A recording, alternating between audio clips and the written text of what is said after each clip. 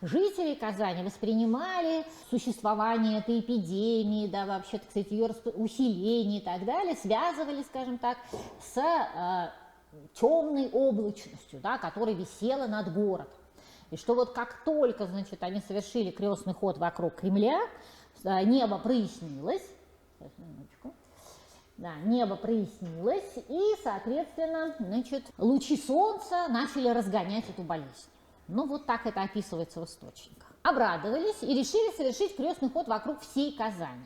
И начало и конец, так сказать, да, откуда начался этот крестный ход, он был потом отмечен вот этой обыденной, да, так сказать, но правильнее, наверное, сказать, обетованной часовней. Да? То есть вообще существовала как бы такая практика в 15, 16, 17 веках, ну в 17 реже уже, да, но в 15, 16 это было очень распространено.